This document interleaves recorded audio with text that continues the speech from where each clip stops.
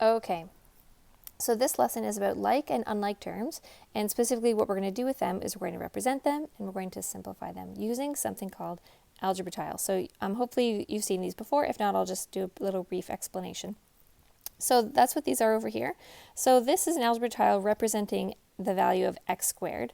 This is an algebra tile representing the value of x, and this is an algebra tile representing the value of just the number 1. So what these do is they help us to be able to group different terms together and find like the total value of something, and to kind of see if there's a simpler way to write something.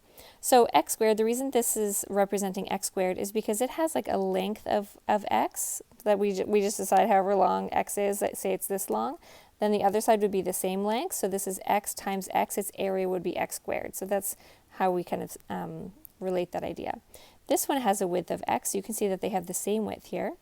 And it has a height of 1, you can see it's the same as that, the same height as that 1 over there. So x would be its length, 1 would be its width, so it has a value of 1 times x, which is just x, so that's the value right there. And then this guy's 1, he's a 1 by 1 square, so he's a value of 1. So these are what we use to represent some specific terms. So let's look at an expression. So if my expression is x squared plus 2x plus 3, how would I represent that? Well, I could use tiles to do that.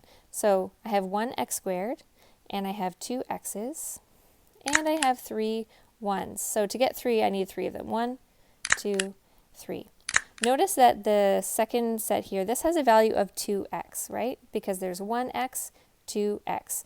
I notice that the x is like the x is still there in the term. Okay, let's look at another expression. 2x squared minus 3x. Okay, so for this one, because I have 2x squared at the front, that means I need 2 of these squares. 1, 2. Together, they have a value of 2x squared. And now for the negative 3x. Well, none of these are negative. I can see this is 1 and x squared. If I add them together in any combination, I'm not going to get negative 3, so we need to look at a negative value. So we represent that with a blue algebra tile. And I need 3 of them, so I need 3 negative x's. So 1, 2, 3 makes negative 1, negative 2, negative 3. Okay, so together that's negative 3x. And then the last part is a plus 3, so, oh no, sorry, that expression is done. Okay, and that's kind of like as far as I can go with that.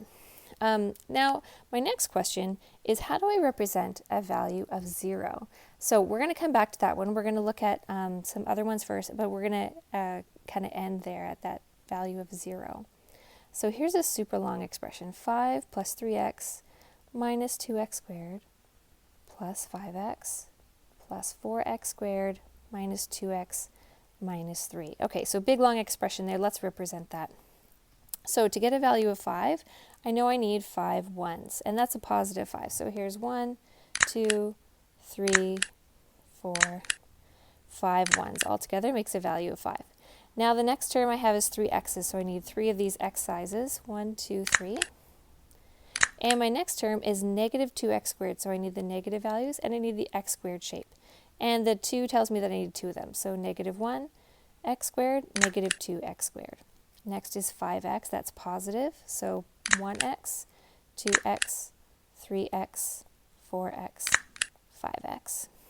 And then next I need 4x squareds, so there's 1x squared, 2x squared, 3x squared, 4x squared, and negative 2x, there's negative 1x, negative 2x, and negative 3, there's negative 1, negative 2, negative 3. So what I've done is I've just represented that expression, but what is hopefully evident to you is when you look at it, you're like, okay, there's probably like a simpler way to do this, and that's totally true. So what we can do is we can group them. Sometimes this is called collecting like terms. So I can see that there's like 3 different types. There are x squared types, there are x types, and then there are constants. And by constants, I mean like the values that don't have variables with them. So I can make like a little table and I can group them together. So let's take all the x squared terms and put them together. So here's an x squared term that's negative, and here's another one. And therefore they're in this spot. Let's bring those all over. And there's some x's here. Oh, and there's more x's over there, so bring those over. And more x's here. and some constants, and some other constants. Okay, so we have this nice table that's organized.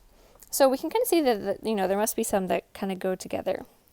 Now, the next thing that I observe is, okay, well, here I have a positive 1 and I have a negative 1 together. What happens when you put positive and negative 1 together? Well, that's 1 and minus 1 together makes 0. Okay, so that's what we call a zero pair.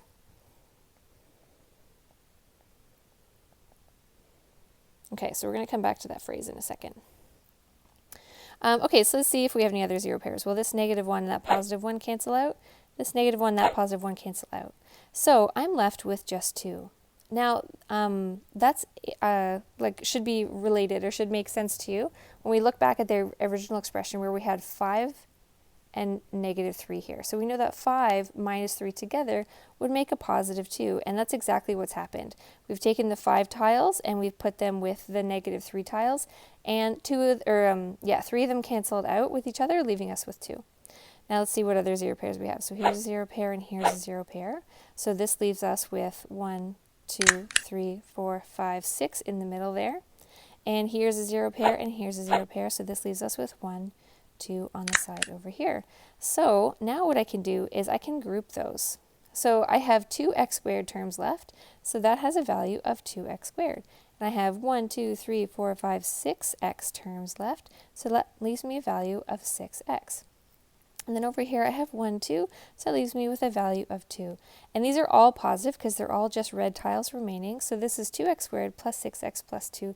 This is the simplified version of that original expression. Okay, so, and again, I can connect that back to that original expression by looking to verify. So we saw that we had negative 2x squared and 4x squared. Does that make sense that together that would make 2x squared? Yeah, it sure does, right? Because 4x squared minus 2x squared makes 2x squared.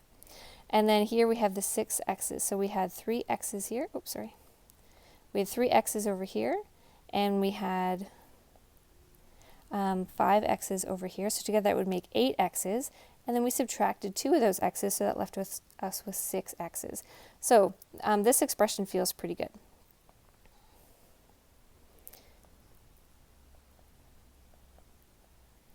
So we have that handy chart tool that can allow us to simplify these expressions in an easier way to kind of keep our information organized.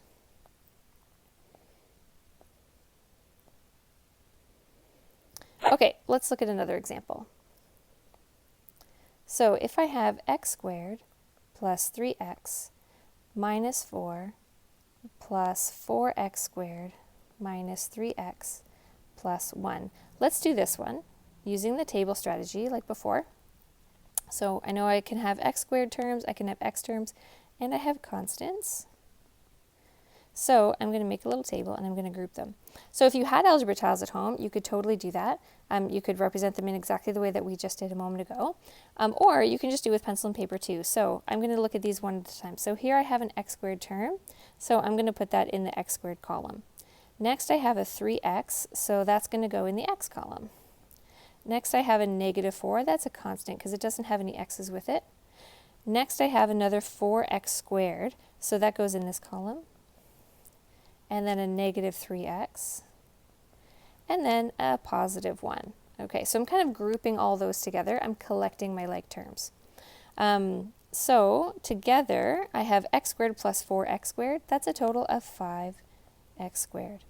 Over here I have 3 x's and then I'm minusing 3 x's, so I have 3 zero pairs there. So this is a value of 0x.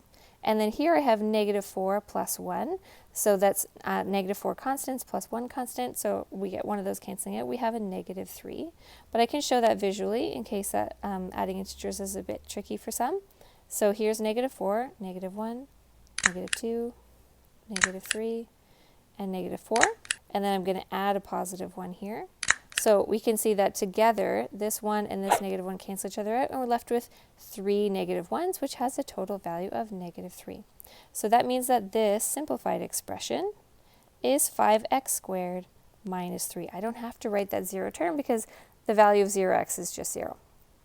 So let's finish by talking about that idea of a zero pair. So if I was trying to represent, like at the very beginning of this video, the value of 0. One way I could represent the value of 0 is with an x squared and with a negative x squared. Those together have a value of 0. Another way I could represent 0 would be if I had, say, 5 of these. So this has a value of 5x. So if I want to make that a value of 0, I need to cancel out each of those. So I need to have 5x and negative 5x together. So I get a bunch of 0 pairs. So this is one way to represent the value of 0, because 5x minus x, 5x minus 5x would be 0. Okay, so that's kind of collecting like terms in a gist, talking about representing them with algebra tiles or algebraically, and simplifying them, which means grouping them together.